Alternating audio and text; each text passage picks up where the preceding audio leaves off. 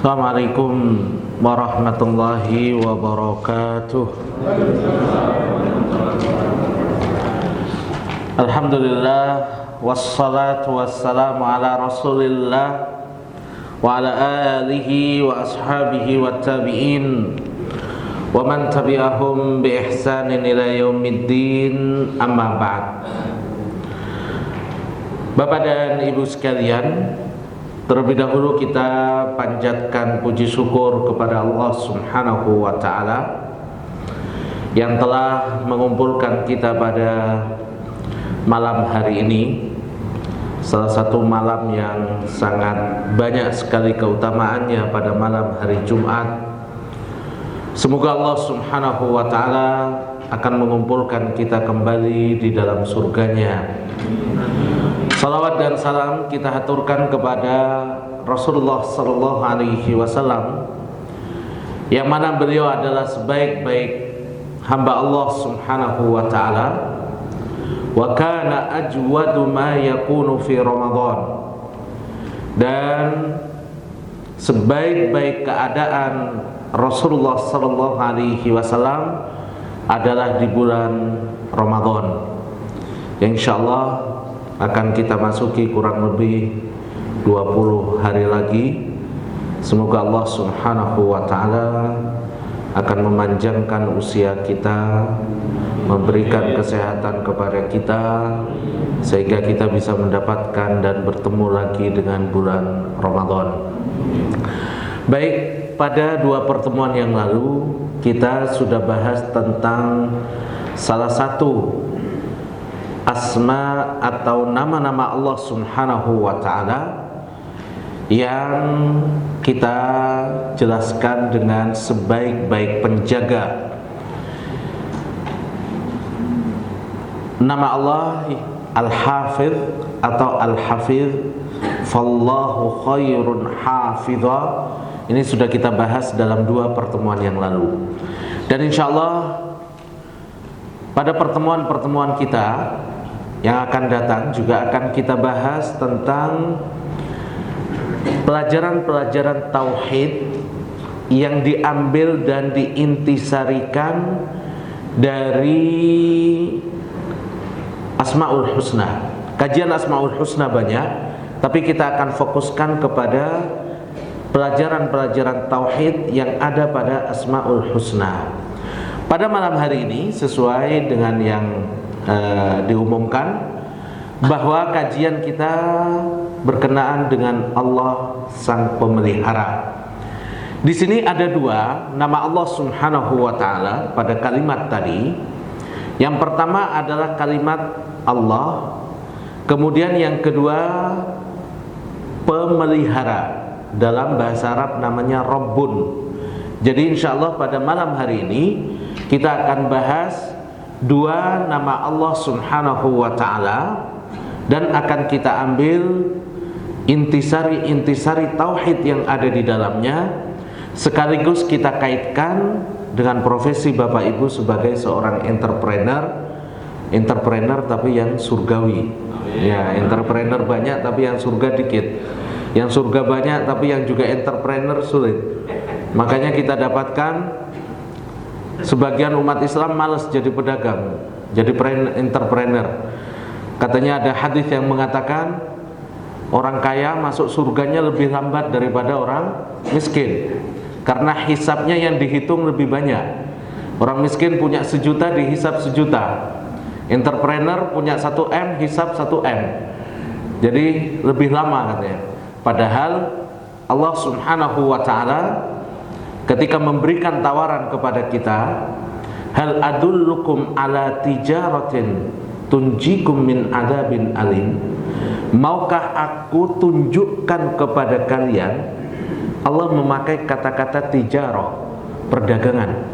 Maukah aku tunjukkan kepada kalian tijaratin, perdagangan yang bisa menyelamatkan kalian dari siksa yang pedih.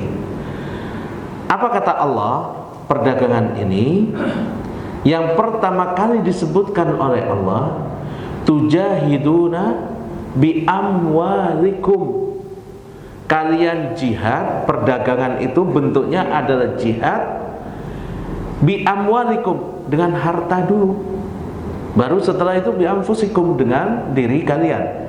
Jadi untuk mendapatkan perdagangan lansabur yang tidak pernah merugi, orang yang punya harta itu akan lebih dulu, karena disebutkan jihad yang pertama justru dengan harta.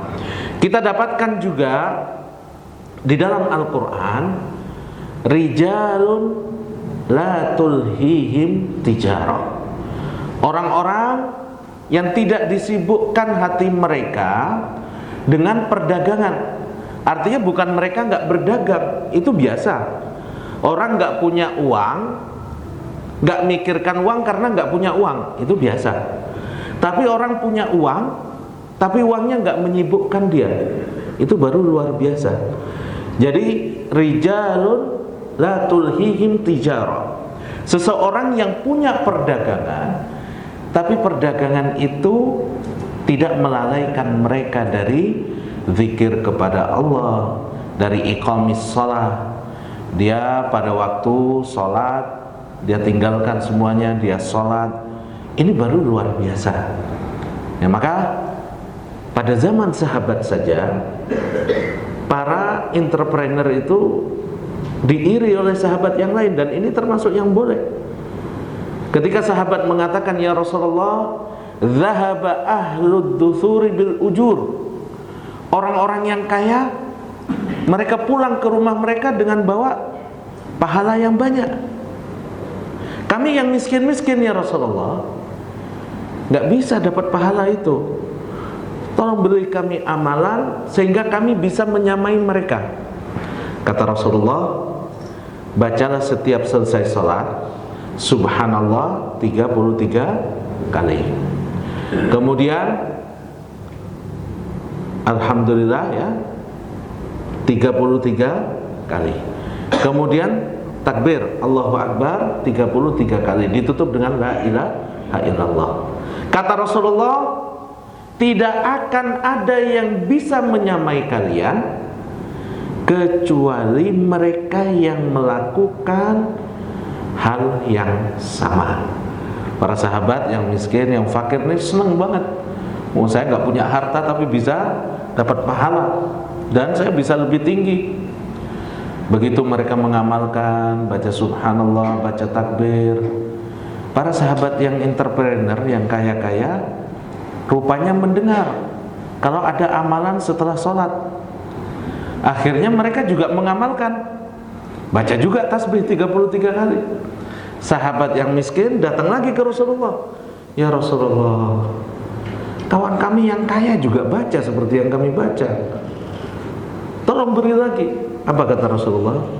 Dzalika fadlullahi yu'tihi may yasha. Itu karunia Allah yang diberikan kepada siapa yang dikehendakinya. Jadi jangan sampai umat Islam kalah bersaing karena semuanya pada takut masuk neraka, masuk surganya yang terakhir. Ya, banyak sekali fadilah-fadilah yang lain. Baik, yang pertama adalah nama Allah, Allah, kemudian Rabb. Kita akan bahas tentang nama Allah Subhanahu wa ta'ala. Dan ini adalah nama yang utama bagi Allah. Nama-nama yang lain seperti Rabb, Ar-Rahman, Ar-Rahim, kemudian Ar-Razzaq, itu adalah mengikuti. Kita dapatkan di dalam Al-Quran, Bismillahi Ar-Rahman Ar-Rahim. Jadi Allah dulu, baru ada Ar-Rahman Ar-Rahim. Enggak ada Ar-Rahman baru Allah atau Ar-Rahim baru Allah, enggak ada. Semuanya akan menginduk kepada lafaz yang kita namakan dengan lafzul jalalah. Dan lafzul jalalah ini atau Allah yang memakai hanya Allah Subhanahu wa ta'ala. Bahkan mereka yang mengaku Tuhan pun minta disembah, mereka enggak pernah berani memakai lafaz Allah. Siapa di antara yang minta disembah? Fir'aun misalkan, ya. Fir'aun ketika minta disembah, dia tidak mengatakan anallah, saya Allah. Dia enggak mengatakan itu. Apa yang dia katakan? Dia berkata qala ana rabbukumul a'la. Dia mengatakan saya Rabb, Tuhan kalian. Jadi Allah itu hanya khusus untuk Allah Subhanahu wa ta'ala. Dan ini nama yang sangat luar biasa, tidak bisa diganti dengan nama yang lain di beberapa tempat. Contoh, tadi kita sholat Isya, kita mulai dengan takbiratul ihram. Waktu takbiratul ihram kita baca Allahu Akbar. Makasih. Kita baca Allahu Akbar. Kira-kira kalau kita ganti Ar-Rahman Akbar, sah nggak sholat kita? Nggak sah. Jadi ini kelebihan kalimat atau lafaz Allah Subhanahu wa ta'ala. Dan lafaz Allah, mau kita hilangkan beberapa hurufnya, tetap punya makna yang kembali kepada Allah Subhanahu wa ta'ala. Kalau misalkan Ar-Rahman,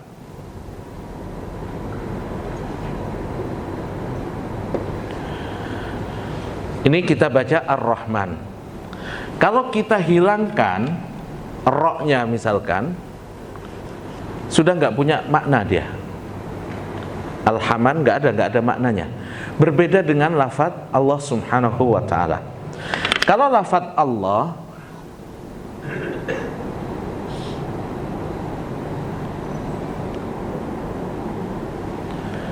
nah di sini lafaz Allah. Baik, pertama kita hilangkan huruf alifnya.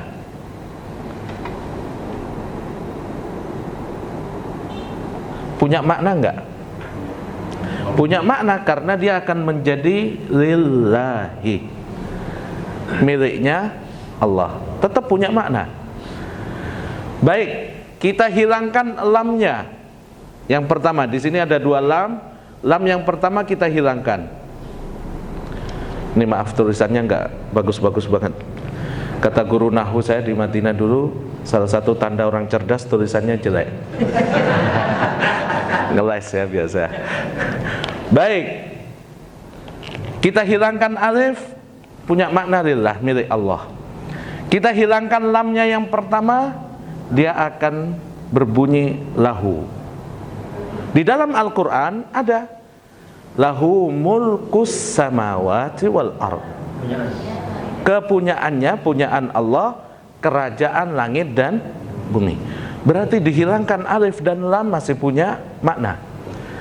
Baik, dihilangkan lagi lamnya, tinggal hu. Ini jangan salah ya, karena orang-orang sufi, saya tidak mengajarkan kita jadi sufi. Kalau ini kan supi, ya, ini sufi, mirip-mirip F dengan P. Nah, kalau sebagian orang sufi dia bilang bahwa la ilaha illallah, tiada Tuhan selain Allah. Nah, kalimat la ilaha illallah terlalu panjang kata mereka. Setan datang menggoda. Kalau kamu bilang la ilaha, tiada Tuhan, tiba-tiba meninggal, syirik nggak? Syirik, karena tiada Tuhan, nggak ada Tuhan. Setan datang membisikkan seperti itu. Berarti kamu baca Allah saja.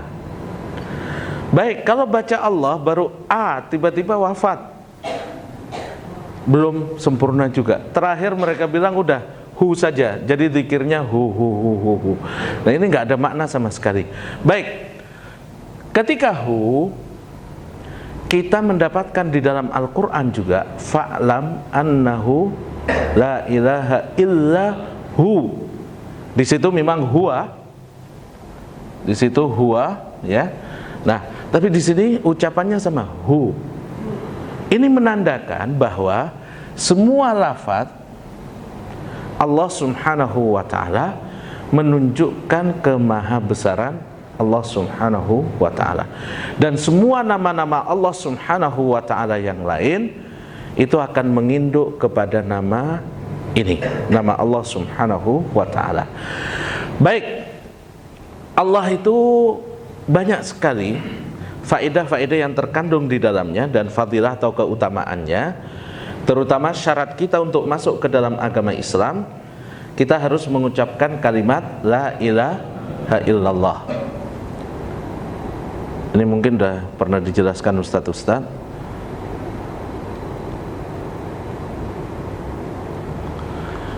Di sini ada dua bagian, ini yang dinamakan nafyun, meniadakan, di sini dinamakan isbat atau menegaskan, menyatakan bahwa hanya Allah Subhanahu wa taala satu-satunya sesembahan yang berhak untuk disembah. Ketika kita mengatakan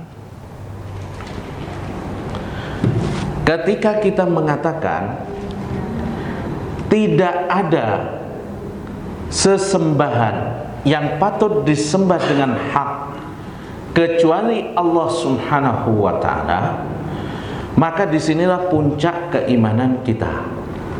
Nah, dan ini mengandung cinta. Kita tidak mungkin beribadah kepada Allah kalau tidak ada rasa cinta di dalam diri kita. Nah, Bapak Ibu sekalian, di dalam kehidupan berumah tangga pun bisa kita contohkan, ta'ala Allah ya, Allah Maha Tinggi untuk dicontohkan. Ada tingkatan-tingkatan cinta. Kalau bapak-bapak bilang kepada ibu-ibu, saya mencintaimu, ini masih cinta yang paling bawah. Kenapa? Karena kadang di situ belum titik, bisa koma itu. Jadi hati-hati ibu-ibu. Walaupun bapak-bapak bilang saya cinta kepadamu, itu masih bisa koma. Saya cinta padamu dan pada wanita lain. Nah, itu bisa. Ini kalau tidak ada nafyun. Yang pertama ditiadakan itu nggak sempurna. Ketika seseorang mengatakan saya cinta padamu, itu cinta yang paling dasar, karena bisa saja dia cinta kepada yang lain. Kemudian cintaku hanya padamu, misalkan, ini tingkatan kedua. Ada hanya, tapi yang paling tinggi, tidak ada cinta dariku kecuali untukmu. Nah, itu sudah ditiadakan selainnya. Maka cinta tertinggi itu hanya milik Allah Subhanahu wa ta'ala. Cinta kita kepada keluarga, cinta kita kepada anak-anak, itu dinamakan hubbun tabi'i. Hubbun tabi'i, kecintaan yang alami. Seseorang cinta kepada sepeda motornya, itu alami.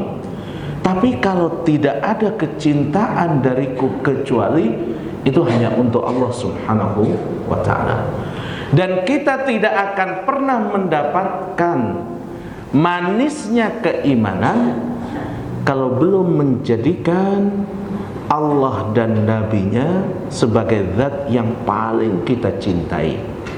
Umar bin Khattab pernah datang ke Rasulullah SAW mengatakan, ya Rasulullah, engkau orang yang paling aku cintai, melebihi cintaku kepada segala sesuatu kecuali pada diriku sendiri. Jadi Umar lebih cinta ke Rasulullah melebihi cinta pada istrinya, pada anaknya, pada hartanya, tapi masih dibawa cinta pada dirinya. Apa kata Rasulullah? La ya Umar, wahai Umar, belum sempurna keimananmu sampai engkau mencintai diriku melebihi cintamu pada dirimu sendiri. Umar mengatakan, iya ya Rasulullah, saya mencintai dirimu melebihi cintaku kepada diriku sendiri. Baru Rasulullah mengatakan, al-ana ya Umar, sekarang engkau baru menyempurnakan keimananmu.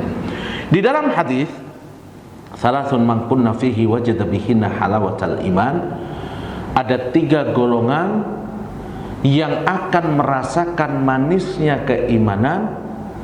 Di antaranya adalah menjadikan Allah dan Rasul-Nya lebih dia cintai dibanding selain keduanya. Dan itu akan kita lihat di kehidupan nyata. Contoh Bapak Ibu, ketika seseorang dia bersusah payah mencari sebuah proyek, misalkan, begitu dia mau dapatkan proyek itu, dia harus melakukan sesuatu yang haram. Na'udzubillah, ada beberapa proyek yang dia harus servis perempuan dan macam-macam. Nah, disinilah kita lebih cinta kepada Allah dan Rasulnya atau lebih cinta kepada kita. Sudah di depan mata, bahkan mungkin sudah menang, tapi para pejabat kalau nggak diservis mungkin dihilangkan. Nah, kita milih cinta pada diri kita atau cinta kepada Allah dan Rasulnya. Dan sekilas mungkin hilang kesempatan, tapi Rasulullah SAW bersabda, "Man taraka syai'an lillah awadahullahu khairan minhu." Barang siapa yang meninggalkan sesuatu karena Allah Subhanahu wa ta'ala, maka Allah akan mengganti dengan yang lebih baik. Mungkin pernah kami ceritakan, dulu ada seorang ulama dari Syria, Al-Halabi, dari Halab, Aleppo, yang sekarang lagi diserang habis-habisan sama Rusia. Semoga Allah Subhanahu wa ta'ala membantu saudara-saudara kita, Bapak Ibu. Nah, ketika beliau kuliah di Al-Azhar di Mesir, pulang dari ujian, beliau capek, belum sarapan, masuk waktu makan siang, belum punya makanan. Ketika lewat dari universitas menuju ke tempat kos beliau melewati satu rumah, tercium bau yang sangat wangi dari masakan di rumah itu. Akhirnya beliau tertarik, masuk, ingin ngambil makanan yang baru saja selesai dimasak. Sudah ngambil, beliau teringat Allah Subhanahu wa ta'ala. Ini nggak mudah dalam keadaan seperti ini, sudah di tangan, ingat Allah Subhanahu wa ta'ala. Kadang setan datang, udah ambil aja, nanti tobat, Allah akan menerima. Kadang kan begitu ya Bapak Ibu sekalian. Nah, beliau tinggalkan. Akhirnya beliau pulang, mau tidur siang, nggak bisa karena dalam keadaan lapar, perutnya bunyi terus, nggak bisa tidur. Sejam 2 jam, tiba-tiba datang seorang dosen, dosen beliau, ngetok pintu, mencari seorang pemuda yang mau dinikahkan dengan putri salah seorang tokoh di situ. Akhirnya yang dicari memang Syekh Al-Halabi ini. Ketika ketemu dijelaskan begini, akhirnya beliau mau. Begitu dilamarkan, kemudian mau dinikahkan, ternyata si putri itu di rumah yang beliau tadi mau ngambil makanan. Dinikahkan, dan kue makanannya itu yang tadi beliau pegang. Coba Bapak Ibu sekalian, kalau beliau ambil kue itu, mungkin rumah itu nggak jadi ngadakan pernikahan, kuenya udah habis. Nah, begitu beliau tinggalkan karena Allah, dapat kue dan dapat yang anaknya yang masak kue, Bapak Ibu. Nah, ini kadang tidak mudah memang, seperti kami katakan. Mungkin di kajian, di khutbah, di mimbar ini mudah dibahas, tapi di lapangan, terutama kita sebagai pengusaha di negara yang seperti negara kita, ini tidak mudah. Dulu pada zaman Abdullah ibnu Umar radhiyallahu anhuma, dan ini berulang, kemarin ada video kami dikirim dari Saudi. Pada zaman Abdullah ibnu Umar sedang jalan, tiba-tiba ketemu dengan seorang pengembala kambing. Kambingnya banyak. Ibnu Umar manggil si pengembala tadi. Ditanya, "Wahai pengembala, saya butuh 1 kambing, tolong jual ke saya." Apa kata si pengembala? "Wahai tuan, ini bukan milik saya. Ini milik tuan saya hanya kerja menjaga kambing-kambing ini." Kata Ibnu Umar, "Kambingnya banyak sekali, ratusan. Kamu ambil 1, tuanmu nggak akan tahu.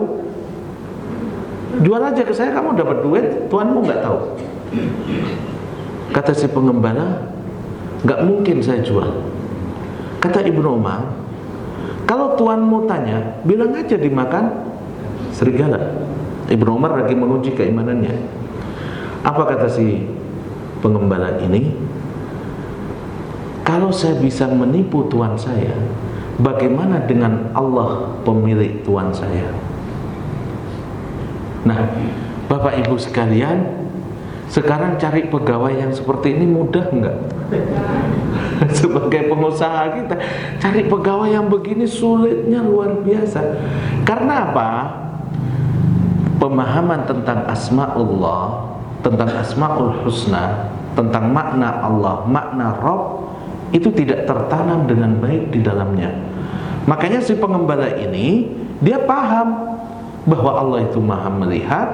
Dia bilang, kalau Tuhan saya bisa saya bohongi, bagaimana dengan Allah subhanahu wa ta'ala yang melihat segala sesuatu yang aku lakukan. Nah, la ilaha illallah, kalimat Allah adalah kalimat yang semua orang bercita-cita, Bapak Ibu, agar menjadi kalimat terakhir yang diucapkan di muka bumi ini. Kenapa?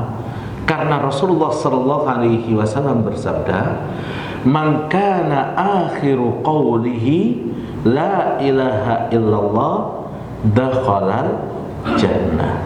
Barang siapa yang akhir perkataannya di muka bumi ini kalimat la ilaha illallah, maka dia akan masuk ke dalam surga. Nah, kunci sukses kita, barometer kesuksesan seorang muslim dalam hidup, itu bukan hanya keberhasilan kita jadi entrepreneur, bukan hanya keberhasilan kita berusaha, keberhasilan kita mendidik anak-anak kita. Barometer utamanya bukan mereka jadi dokter, bukan mereka jadi pilot, bukan mereka jadi dokter, tapi barometer kesuksesan hidup kita, terutama kita yang bercita-cita entrepreneur yang surgawi, barometer kesuksesan kalau hidup kita diakhiri dengan kalimat la ilaha illallah. Semua kesuksesan tanpa itu bukan sukses. Kenapa? Karena al-a'mal bil khawatim. Amalan-amalan kita ditentukan oleh akhirnya. Ngapain kita punya rumah besar 1000 meter persegi misalkan, punya perusahaan di mana-mana, tapi akhir hidupnya kita malah rumah saya ini untuk anak saya yang ini, rumah anak saya, tiba-tiba na'udzubillah kita meninggal. Dengan apa kita akan masuk surga? Sementara Rasulullah sallallahu alaihi wasallam menyatakan, "Man kana akhiru qawlihi la ilaha illallah dakhalal jannah." Untuk apa kita punya anak dokter spesialis berusaha menyembuhkan penyakit kita, tapi di akhir hidup dia nggak bimbing kita mengucapkan la ilaha illallah? Banyak Bapak Ibu sekalian orang tua yang na'udzubillah di akhir-akhir hidupnya mungkin sebagian putra-putrinya na'udzubillah menjebak dia untuk mendandatangani, untuk ribut mengurus warisan, sehingga nggak sempat membimbing orang tuanya dengan kalimat la ilaha illallah. Nah, Bapak Ibu pernah ada pengajian di Bogor, di Puncak dulu, para pengusaha, ketika ditanya apa yang sudah Bapak Ibu berikan kepada putra-putri Bapak Ibu, pada menjawab, saya sudah sekolahkan tinggi-tinggi Ustadz. Yang pertama ke Perancis, yang kedua ke Amerika, yang ketiga ke Australia. Kemudian yang pertama saya kasih pabrik ini, yang kedua saya kasih perusahaan ini, yang ketiga saya. Begitu kita tanya, itu bagus Bapak Ibu. Apa yang menjadi sango Bapak Ibu sekalian? Kita berikan pada putra-putri kita, begitu kita tanya, yang untuk Bapak Ibu apa? Kadang kita berpikir putra-putri kita lupa perjalanan kita sendiri yang sangat panjang. Nah, di sini kalimat la ilaha illallah harus betul-betul selalu ada dalam visi misi hidup kita. Kesuksesan terbesar bagi seorang muslim adalah mengakhiri hidupnya dengan kalimat la ilaha illallah. Tanpa itu nggak berguna Bapak Ibu. Bahkan sebagian ketika dibimbing dengan la ilaha, saya nggak mau. Ini naudzubillah Bapak Ibu sekalian.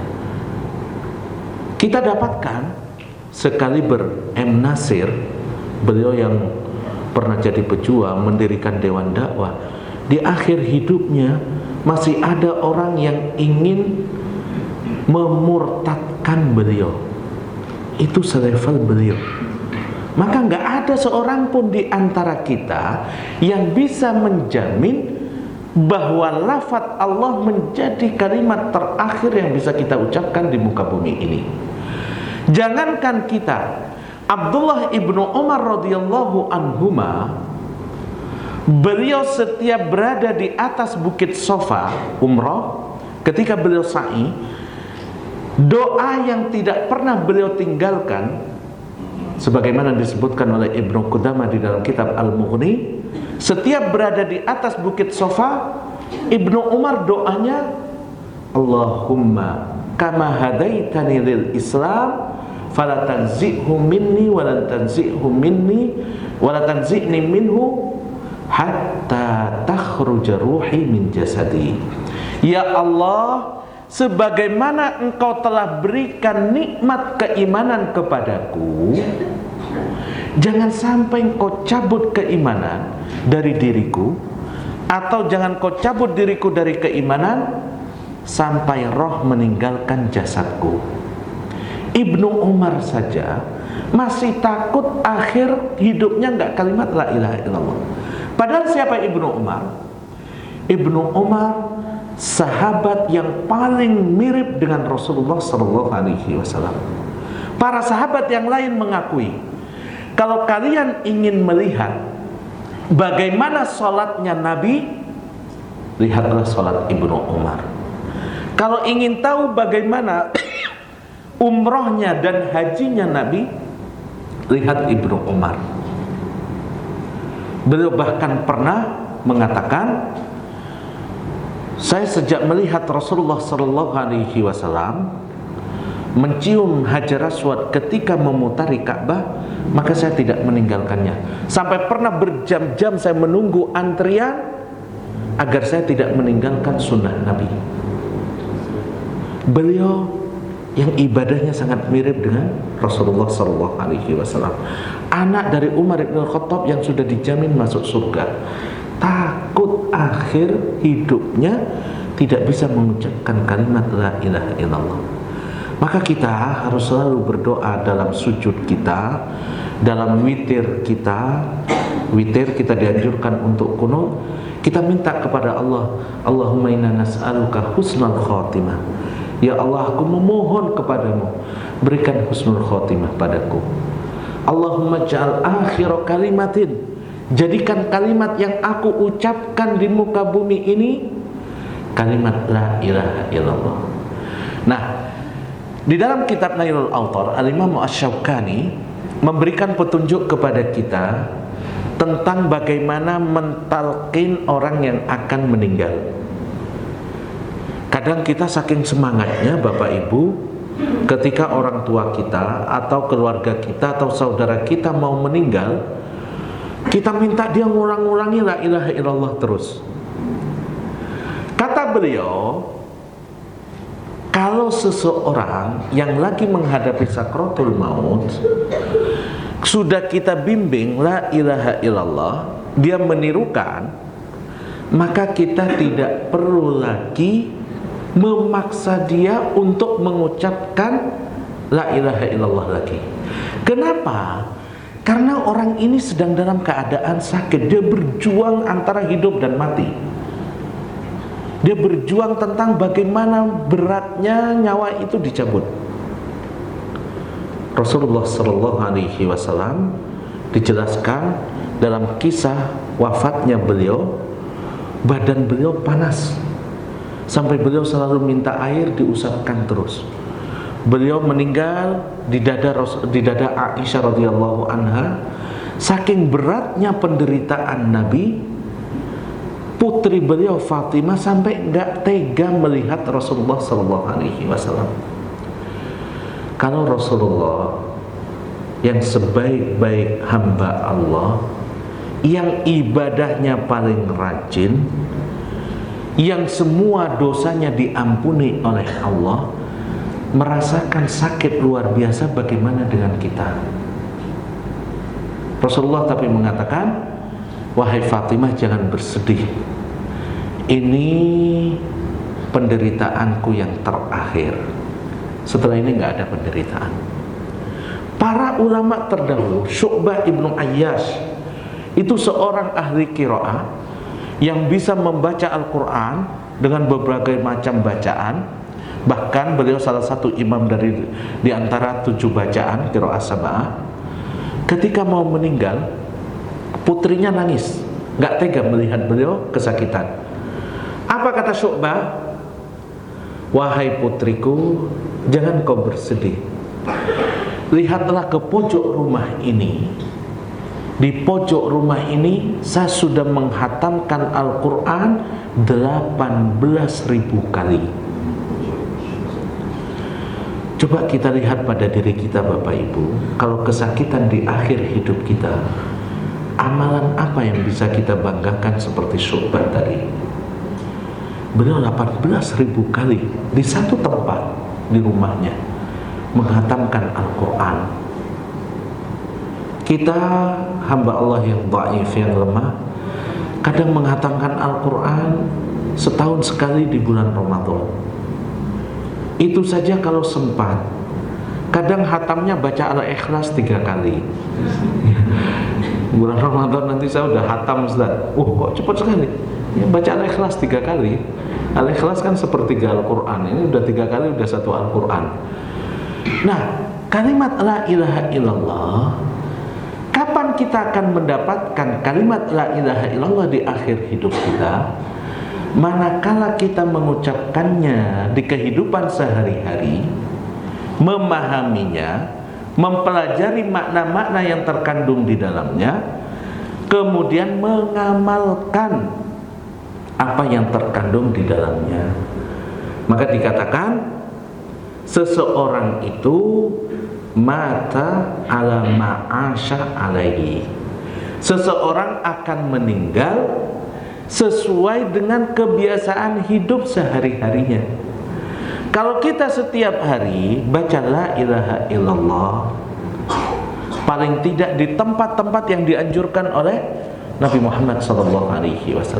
Di antaranya Bapak Ibu, kalau kita ingin mendapatkan surga, kata Rasulullah SAW dalam hadis yang sahih, man tawadda'a thumma asbaghal wudu, barang siapa yang berudu kemudian dia menyempurnakan wudunya. Maka kita penting mempelajari bagaimana sifat wudu Nabi. Itu sangat penting. Banyak kita lihat Bapak Ibu, saudara-saudara kita berudu itu tidak melihat bagaimana tuntunan Rasulullah SAW. Kadang ambil air pakai gayung, disiramkan ke wajah, nggak diusap, di bawah mata kadang nggak kena air. Tangan begitu ada keran, diletakkan di bawah keran, kadang sikunya nggak kena. Belum lagi di antara di antara sela-sela jari, kadang kaki juga diletakkan di bawah keran, padahal kadang di bagian tumitnya nggak kena. Nah, ini kehilangan pahala yang sangat besar, bahkan bisa menjadi adab. Kata Rasulullah, wailul lil aqabi minan nar. Kalau ada anggota wudu yang tidak terkena air, maka itu akan dibakar di api neraka. Tapi jangan salah paham, wah Ustaz, wudu malah dibakar di api neraka. Kalau gitu saya nggak usah wudu aja lah. Nah, kalau nggak wudu malah semua badannya yang dibakar Bapak Ibu. Ini yang tidak terkena sedikit saja dibakar di api neraka, apalagi nggak pernah wudu sama sekali. Nah, Rasulullah menyatakan, barang siapa yang berwudu lalu menyempurnakan wudunya, kemudian setelah selesai wudu dia membaca kalimat la ilaha illallah, ya, asyhadu an la ilaha illallah wa anna muhammadan abduhu wa rasuluh. Apa kata Rasulullah? yadkhulul jannata ma minkum min ahadin yatawaddau thumma yusbighul wudu. Tidak ada salah seorang di antara kalian yang berwudu kemudian menyempurnakan wudunya lalu membaca syahadat asyhadu an la ilaha illallah wa anna muhammadar rasulullah kecuali yadkhulul jannah, masuk ke surga. Cukup di situ? Ternyata tidak. Allah menjanjikan melalui Rasulullah sallallahu alaihi wasallam ini, yadkhulul jannata, dia akan masuk ke surga dari 8 pintu mana saja yang dia kehendaki. Jadi tidak hanya sekedar masuk surga, tapi kita bisa memilih dari pintu mana kita akan masuk ke dalam surga itu.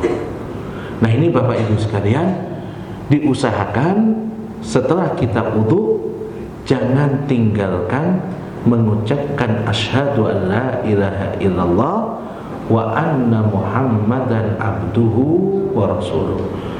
Rasulullah menyatakan Allah akan memasukkannya ke dalam surga dari 8 pintu surga mana saja yang dia sukai dan dia kehendaki.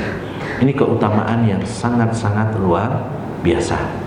Kalimat la ilaha illallah selain memasukkan kita ke surga, bahkan dari 8 pintu yang kita inginkan, kalimat la ilaha illallah juga akan menjauhkan kita dari api neraka. Dan ini adalah sebaik-baik amal. Abu Dzar pernah tanya ke Rasulullah, "Ya Rasulullah, tunjukkan padaku amalan yang bisa mendekatkan aku dengan surga dan menjauhkan diriku dari neraka." Apa kata Rasulullah? Aktsir minal hasanat. Wahai Abu Dzar, perbanyak amal-amal kebajikan. Lalu Abu Dzar tanya, "Ya Rasulullah, apakah kalimat la ilaha illallah termasuk dari kebaikan?" Rasulullah menyatakan, ahsanul hasanat. Kalimat la ilaha illallah adalah sebaik-baik amal kebajikan. Nah, kembali tadi Bapak Ibu, pembahasan tentang kita mentalkin orang yang akan meninggal. Kalau kita mendampingi keluarga kita yang akan meninggal sakratul maut, kewajiban kita menuntun dia mengucapkan la ilaha illallah. Kalau dia sudah mengucapkan la ilaha illallah dan belum berkata dengan kata-kata lain, maka kita nggak punya kewajiban untuk memintanya mengulangi lagi. Jadi jangan kita paksa, dia udah dalam keadaan sakit, takut dia merasa terganggu. Kemudian waktu kita minta, Pak, Bu, Kakak, misalkan baca la ilaha illallah, udah baca la ilaha illallah dengan penuh kesulitan, kita paksa lagi, dia kesulitan lalu mengatakan nggak mau. Ini bahaya sekali. Jadi kita tuntun la ilaha illallah, selama dia tidak berkata dengan kata-kata yang lain, insya Allah itu akan menjadi kalimat terakhir yang diucapkan. Nah, kalau kita bimbing mengucapkan la ilaha illallah, ternyata setelah itu dia bilang misalkan, tolong belikan ketoprak yang biasa jadi langganan saya misalkan. Nah, ini udah akhir kalimatnya ketoprak Bapak Ibu, bukan la ilaha illallah. Nah, di sini kita perlu untuk membimbing lagi mengucapkan la ilaha illallah.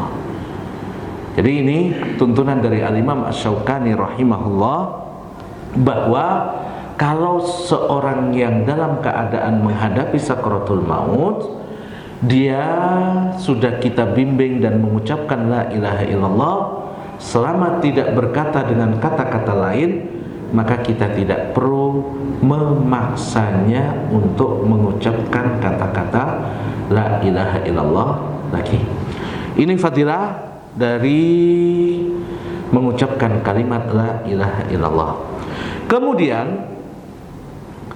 di antara fadilah la ilaha illallah akan menghapus dosa-dosa kita. Jadi kalau kita berbuat dosa, maka kita bisa istighfar, kemudian memperbanyak kalimat la ilaha illallah. Apakah kita boleh berzikir hanya dengan mengucapkan Allah, Allah, Allah? Ya, kalau hu tadi jelas nggak boleh.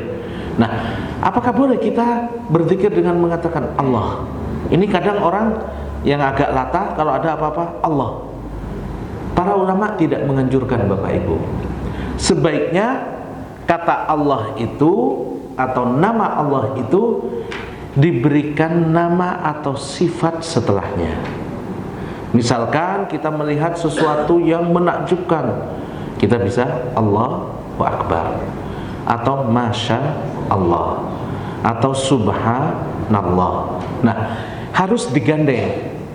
Kenapa? Karena kalimat Allah itu nggak punya nilai untuk memuji Allah. Misalkan kita ingin memuji kawan kita, namanya katakan Ali, lalu kita Ali. Ada maknanya enggak? Enggak ada maknanya. Ali, terus kenapa Ali? Nah, kita bilang Ali yang pintar, Ali yang pedagang, Ali yang cerdas. Nah, ini harus diletakkan sebagai bentuk pujian kita. Nah, Allah Subhanahu wa ta'ala, kita tidak boleh berzikir kepadanya hanya dengan mengatakan Allah, Allah, Allah, Allah. Itu enggak dianjurkan. Kita harus berikan sifat-sifat Allah Subhanahu wa ta'ala atau nama-nama lain yang mengikuti. Allah Ar-Rahim, misalkan Allah Ar-Razzaq. Nah, ini bisa Allahu Akbar, ini bisa menjadi zikir kita. Nabi Nuh alaihi salam ketika anaknya akan meninggal, pada saat beliau sudah di atas perahu, kemudian anaknya mau tenggelam, Nabi Nuh itu meminta kepada anaknya untuk mengatakan amurka antaqul la ilaha illallah. Saya meminta kepadamu untuk mengucapkan la ilaha illallah. Anaknya ini kan tidak beriman, dia kafir. Nabi Nuh ingin mengentaskan anaknya agar selamat bersama beliau. Nah, agar Allah mengampuni dosa putranya ini, maka beliau minta putranya mengucapkan la ilaha illallah. Karena kalimat itu yang akan mengampuni semua dosa yang sebelumnya. Maka dalam hadis ada al-islamu yajubbu ma qablahu. Islam itu akan menghapus semua dosa yang sebelumnya. Nah, kalau ada seseorang dia suka judi, suka maksiat, suka riswah, misalkan nyogok, dan dia non muslim, begitu mengucapkan la ilaha illallah, maka semua dosanya itu diputihkan oleh Allah Subhanahu wa ta'ala. Nah, ini Bapak Ibu sekalian, dulu ada cerita, kayaknya cerita nyata ini, di Jakarta Utara. Ada seorang pedagang, dia kaya raya awalnya, rumahnya besar dari pinggir jalan sampai ke belakang. Satu hari dia rugi berdagang sehingga harus dijual. Akhirnya ruko, tokonya, rumahnya yang besar dijual kepada non muslim. Dia tinggal terjepit di bagian belakang aja, sisa. Dia tinggal di situ. Setelah 20 tahun, 30 tahun, yang beli ruko dia di depan itu dan rumahnya yang besar datang ngetok pintunya.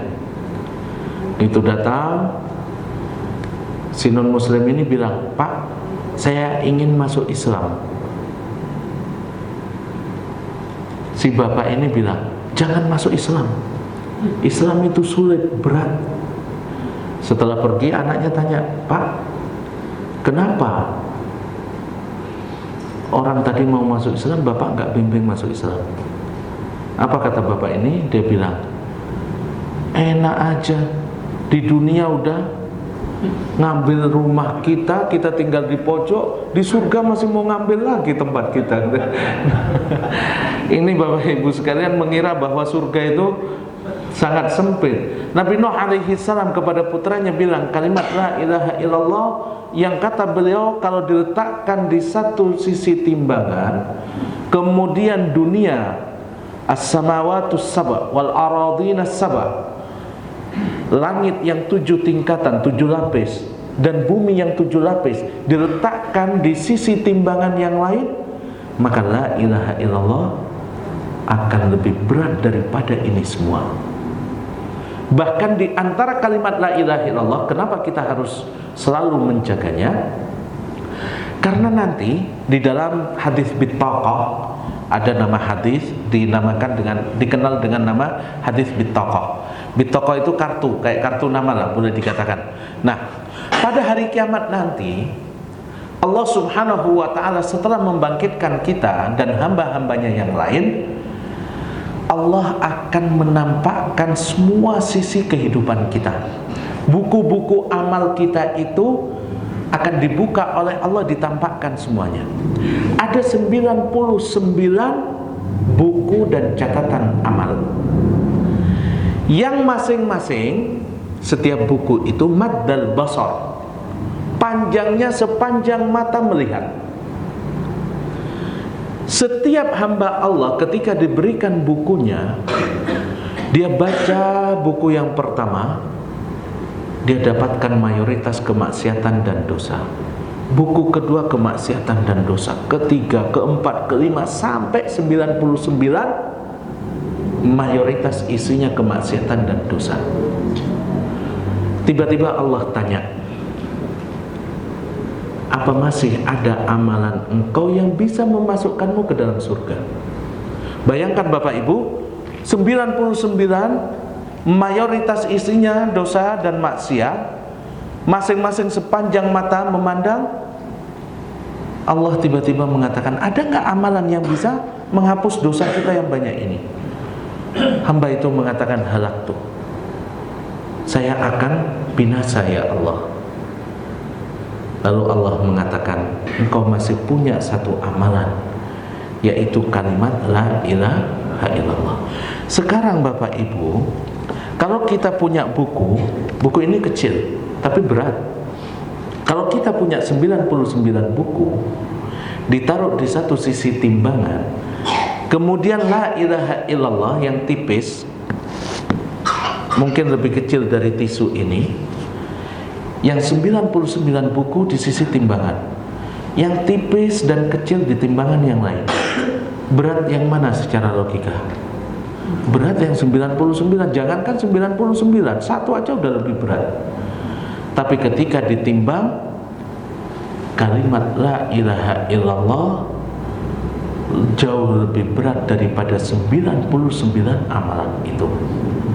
Maka Allah menyatakan dalam hadits qudsi, andaikan pada hari kiamat kelak ada seorang hambaku yang membawa dosa sebesar gunung, maka aku akan datang membawa ampunan sebesar gunung juga, bahkan 2 kali lipat. Tapi dengan satu syarat, kata Allah, malam yusyrik bi syai'a, selama dia tidak menyekutukanku dengan sesuatu pun. Jadi kalimat la ilaha illallah agar lebih berat dari dosa-dosa kita nanti, itu perlu dijaga agar tidak terkena nilai-nilai kesyirikan. Kalau kena virus nilai-nilai kesyirikan, ini bisa kalah berat dengan dosa-dosa kita, karena dia sudah tidak memiliki kesahihan lagi. Maka Bapak Ibu, kita jangan merasa lalai ketika mengucapkan la ilaha illallah, kemudian mengira bahwa kita punya amalan yang banyak, padahal ternyata la ilaha illallah kita sudah cacat. Maka ada 10 hal yang bisa menghilangkan kalimat la ilaha illallah. Kita wudu, misalkan bapak-bapak, ibu-ibu tadi wudu mau sholat isya,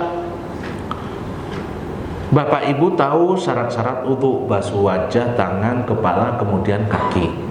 Bapak Ibu insya Allah tahu tentang pembatal-pembatal wudu. Jalan nyebrang, misalkan bapak-bapak tiba-tiba pingin ke kamar kecil, atau maaf mungkin kentut misalkan, setelah ke masjid sebelum sholat wudu dulu. Tapi coba bayangkan kalau ada orang yang tahu tentang syarat sahnya wudu, tapi dia nggak tahu pembatal wudu apa saja. Dari rumahnya dia berwudu sempurna, berangkat ke masjid, maaf di jalan kentut misalkan. Setelah itu dia datang ke masjid pas bulan Ramadan, sholat isya dilanjutkan dengan sholat malam tarawih, mungkin 13 rakaat, 23 rakaat. Kira-kira sholatnya diterima nggak? Nggak diterima, karena wudunya batal. Dia mengira saya udah dapat pahala banyak. Nah ini kalau wudu yang batal, sholat kita saja yang nggak diterima. Kalau la ilaha illallahnya yang batal, zakat kita nggak diterima, sedekah kita nggak diterima, kemudian macam-macam nggak diterima. Nah sama dengan puasa juga Bapak Ibu. Kita perlu mengetahui apa saja syarat sahnya puasa, tapi yang tidak kalah pentingnya kita harus mengetahui apa yang membatalkan puasa. Dulu ada seorang sahabat, setelah turun ayat wa kulu washrabu, makan dan minumlah hatta yatabayyana lakumul khaytul aswad minal khaytul abyad minal khaytil aswad minal fajr. Makan dan minumlah sampai kalian bisa membedakan, secara harfiahnya literate-nya itu, sampai kalian bisa membedakan antara benang hitam dengan benang putih. Nah sahabat ini tidak mempelajari tentang makna dan penafsiran yang sebenarnya. Akhirnya di rumahnya waktu itu belum ada listrik Bapak Ibu, dia ambil sebelum tidur 2 tali warna putih dan tali warna hitam, ditaruh di bawah tempat tidurnya, di bawah kasur atau bantalnya. Dia mulai makan, lihat lagi belum bisa dibedakan antara putih dan hitam, terus makan lagi. Nah padahal yang dimaksud oleh Rasulullah sampai dibedakan antara putih dan hitam itu dengan datangnya sholat subuh. Kalau kita di dalam kamar, apalagi kamar-kamar kayak sekarang pakai AC, sinar gak bisa masuk, bisa membedakan hitam dan putih tanpa lampu, itu mungkin udah jam 6 pagi Bapak Ibu. Nah sahabat ini juga begitu. Ketika sampai ke Rasulullah SAW, kata Rasulullah, kamu sudah mengambil waktu pagi untuk makan. Nah ini di dalam puasa kita juga harus tahu. Sekarang saking hati-hatinya sampai ada yang dinamakan dengan imsak. Padahal setahu kami nggak ada itu yang namanya imsak, apalagi 10 menit sebelum sholat subuh. Bahkan di dalam hadis, la tazalu ummati fi khairin, umatku masih akan dalam keadaan baik selama mereka mengakhirkan sahur. Jadi sahur itu sebaiknya diakhirkan. Jangan jam 2 sahur, nah, nanti kelaparan siang hari. Diakhirkan Bapak Ibu. Nah bagaimana kalau kita telat bangun misalkan, bangun-bangun sudah imsak, apakah boleh kita mulai makan? Boleh saja. Bagaimana kalau kita belum selesai, tiba-tiba terdengar suara adzan subuh, masih pegang piring, lauknya masih ada. Kadang kan biasanya lauk paling enak itu terakhir ya. Kayak kalau makan bakso, pendolnya itu biasanya yang terakhir baksonya. Ini baru diakhirkan adzan, padahal yang enak belum kemakan. Nah Bapak Ibu, sebagian ulama, terutama murid Syekh Al-Albani rahimahullah, seperti Syekh Salim A'id Al-Hilali, di dalam bukunya Sifat Shaumin Nabi, Sifat Puasa Nabi, beliau termasuk menghasankan hadis idza sami'a ahadukumun nida, kalau salah seorang di antara kalian mendengar azan subuh, wal ina'u fi yadihi, sementara masih ada tempat makan di tangannya, fala yada'hu, maka jangan sampai dia tinggalkan sehingga hati dia menyelesaikan sahurnya. Jadi beliau menghasankan hadis ini. Maka berdasarkan hadis ini, kalau kita sedang makan sahur, tiba-tiba dengar azan sholat subuh, kita dibolehkan untuk menyempurnakan, tapi yang di depan kita saja. Jangan dengar azan sholat subuh masih ke dapur cari menjejer misalkan, atau ngemanasi lagi, ya batal. Dan ini jangan setiap hari, wah saya nunggu azan dulu lah misalkan, ya. Ini dalam keadaan tertentu itu dibolehkan. Walaupun sebagian ulama, terutama ulama-ulama Saudi, mengatakan hadis ini dhaif dan ini bertentangan dengan ayat tadi. Jadi ayat udah jelas, kalau sudah azan, sudah subuh, maka udah selesai, nggak boleh. Ya, paling tidak Bapak Ibu kita bisa nutup dengan minum, daripada masuk kantor seharian nggak bisa bicara. Tanya kawannya, kenapa ada makanan belum masuk di sini? Tadi malam lagi enak makan belum minum misalnya. Kita boleh, terutama para masyayikh mengatakan pada zaman kita ini kadang azan subuhnya itu lebih cepat dari waktu yang sebenarnya. Bahkan sebagian kawan-kawan mengadakan penelitian, azan subuh kita 20 menit lebih cepat daripada apa yang ada di dalam hadis atau di dalam Al-Quran, ya. Walaupun kita hati-hati ya Bapak Ibu sekalian, tapi yang jelas kalau dalam keadaan-keadaan tertentu boleh bagi kita. Nah, kita juga harus tahu apa pembatal-pembatal puasa. Misalkan kita sakit, jenis suntikan, kalau kita harus disuntik oleh dokter, kita harus tahu mana suntikan yang membatalkan, mana yang tidak. Nah, suntikan-suntikan yang itu bukan mengganti makan dan minum, atau obat-obatan seperti obat tetes mata, itu tidak membatalkan puasa. Tapi ada suntikan misalkan infus, itu jelas infus mengganti makanan dan minuman, maka membatalkan puasa. Begitu juga kita dibolehkan dalam puasa itu untuk menyicipi makanan. Abdullah ibnu Abbas radhiyallahu anhuma, beliau membolehkan untuk mencicipi makanan. Jadi ibu-ibu jangan tiap hari masakannya keasinan terus misalkan. Nah, boleh kita nyicipi, tapi nggak boleh sampai ke kerongkongan. Ya, nyicipi aja, setelah itu dibuang. Itu diperbolehkan, tidak ada masalah bagi kita. Mandi karena panas misalkan, ini tidak membatalkan puasa kita. Nah, jadi Bapak Ibu sekalian, ada kurang lebih 10 pembatal la ilaha illallah, 10 pembatal keislaman, insyaallah nanti akan kita kaji. Ini harus kita ketahui, selain syarat-syarat kita masuk surga, kita juga harus tahu apa yang bisa menghalangi kita untuk masuk ke dalam surga.